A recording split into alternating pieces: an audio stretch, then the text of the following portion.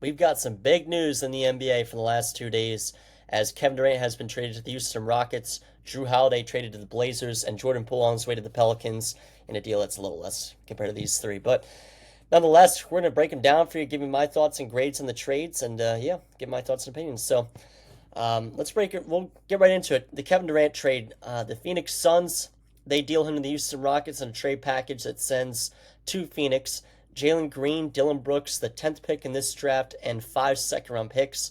And I have to say, I kind of like this for maybe for both sides, but a lot for the Rockets. A lot of people are saying that the Rockets gave it their young core and all this stuff like that. I didn't think Jalen Green was working in Houston. I think there's a lot of upside there, possibly, but it just hasn't really been struck that much. He was very inconsistent in the playoffs, kind of be like an every other game thing. You didn't know if you were going to get 6 points or like maybe you were going to get 30. And I think there's a possibility where he could become a stud in this league. But as of now, it's just too inconsistent. And Dillon Brooks, he's whatever. It's not a bad player right there. The 10th pick is obviously a solid pick. And the 5 seconds, seconds usually don't amount to much. They definitely can if you hit on them. But I had to say, for the Rockets, who was the 2 seed in the NBA this past year, I really like this. I think this is an excellent deal. Kevin Durant is obviously a prolific scorer, and he still is at this point in his career. So I have to say, I'm a big fan of this trade for the Houston Rockets. I didn't think that they gave it too much in terms of their youth, and I'm okay with giving up Jalen Green. And as for the Suns, you know, again, I'm not that high on Jalen Green, honestly. To be frank with you, it's been showed that, or it's been released that they're kind of looking to move him after acquiring him, which I wouldn't be totally surprised about. Um, but he definitely is a trade asset. Along with that, they get Dillon Brooks, which is whatever. But the 10th pick in the draft is going to be a pretty solid pick for the Suns. They're going to try and hit on that pick, try and get some of that draft value back from some of the picks that they've spent to get to the team that they have now, because they have some rebuilding to be done. They need to do a little, core change up in Phoenix. I'm surprised Devin Booker's not requested out. It's just gone downhill ever since the 2021 NBA Finals there against the Bucks when they had that 2-0 lead and they sold that lead to the Bucks. I really thought they were going to win it that year, but yeah, I really think it's a good deal for both sides, if I'm being honest. There's apparently a deal out there from the Timberwolves that offered Rudy Gobert, Dante DiVincenzo, Rob Dillingham, and the 15th pick or something like that. And people are saying, I don't know how they didn't take that, blah, blah, blah, blah, blah. I don't know how they didn't take that. I don't see how that deal is really that much better, if at all. I think I like the Rockets deal more. Rob Dillingham could be a decent player in the league, obviously a young guy who I think is pretty solid. But Jalen Green, I think I'd rather have Jalen Green as of now, plus the 10th pick in the draft. And there's not much of a need to take on Rudy Gobert if you're the Phoenix Suns at this point in time. I just don't see much of a need there, even though they kind of lacked some centers since DeAndre Ayton is really a thing there. But getting off the Suns side of things, Kevin Durant last year averaged 26.5 points, 6 rebounds, 4 assists, shot 53% from the field and 43% from three, and 84% from the line. So elite shooting numbers. He hasn't slowed down, and I don't think he'll slow down in Houston. I think this would be an excellent fit for the Rockets, and this could be what puts them over the edge, if I'm being honest. Again, this was the 2 seed in the NBA last year. You put him next to Alperen Sengun, Fred VanVleet, some of the other young guys, and you got a pretty interesting mix here, and I'm excited to watch this, seriously. So I really like it for both sides. Kevin Durant's always been one of my favorite players.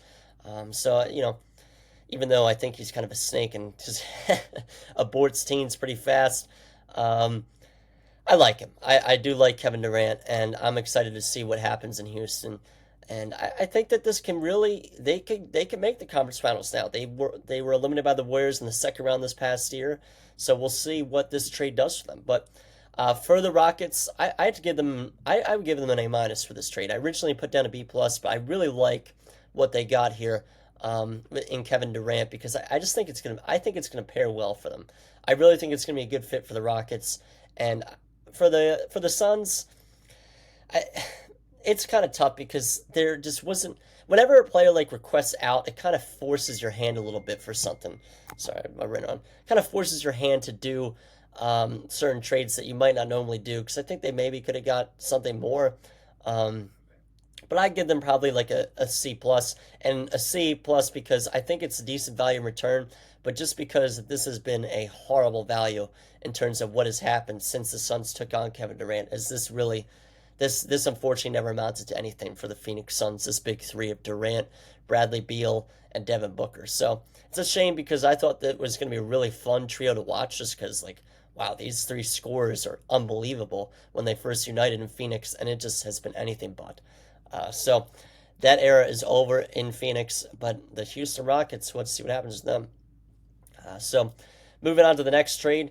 The Celtics last night traded Jrue Holiday to the Portland Trailblazers for Anthony Simons and two future second round draft picks. And this is like, I don't see how this is a bad deal for Boston. I really don't. The only thing they're really losing is obviously the veteran leadership, even though Anthony Simons is no longer a rookie. He's got 7 years in the league. Or, I mean, no longer so much of a younger guy. But the defensive value that Jrue Holiday brings to the table is pretty unmatched. And honestly, he's a big reason for both reigns that he's earned in Boston and in Milwaukee. So they're definitely going to miss out on that. But he's 35 now. I kind of like this deal. Anthony Simons was a very good player last year. Very good starter. He's going to be on an expiring contract. So obviously they got to figure some things out with what they're going to do in terms of, since Jason Tatum is not going to be playing this year, but Anthony Simons averaged 19, 3 and 5 last year. So some pretty solid numbers. His field goal percentage is a little low on 42.5% and 36% from three. Not necessarily low, but like, we just compared him when Kevin Durant's shooting percentages a few moments ago, so obviously going to sound lower. 90% from the free throw line, though. But this is a very good deal. I don't see how this is a problem for the Celtics. He also played in 70 games last year, and the Celtics also have a history of turning these players into studs. So I think Anthony Simons could get even better with the Celtics. And they also got the 2 second-round draft picks for him. So to me, it seems like a pretty good deal for the Celtics because they're kind of in a weird spot. And I think they're going to end up trading Kristaps Porzingis too. It's said that they're still filling offers for a lot of players right now because they had to retool since they're over the second apron at the moment, salary cap wise. So I'm intrigued to see what else they do. But for the Celtics, I probably give them a B plus here. I really like this trade. I know what value Jrue Holiday brings to the table defensively. His offensive numbers have gone down a tick over the years, but for the Celtics, I really like the steal. For the Blazers, I'm not quite sure what the thought process is as of now. I mean, I give them a C minus. I just don't see much for point of the steal for them. Taking on Jrue Holiday and the rest of his contract just seems kind of weird for me. But yeah, so that deal wasn't insane, but it's a noteworthy deal. And the last one, this just came out. I'm not going to talk about this too much. This is really nothing. It's kind of nothing for nothing. But the Pelicans, they traded C.J. McCollum, Kelly Olynyk, and a future second-round pick to the Wizards for Jordan Poole, Saddiq Bey, and the 40th overall pick in the 2025 draft. This really is not much of anything. These are two irrelevant teams making a move. But, you got two names in C.J. McCollum and Jordan Poole who, for the most part, are household names to NBA fans. So I don't have many thoughts on this trade. I thought this trade was, again, kind of even for even. I don't see much of a point of it at the moment.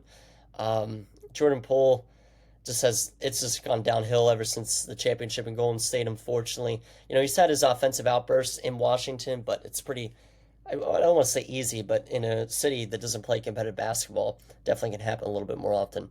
And McCollum now joins Chris Middleton over in Washington, kind of a weird little duo they got going on over there, and Malcolm Brogdon too. So a couple of years ago, these would be three insanely good options, or second, third, and fourth options on a championship team with a star player, and now it's not so much the case.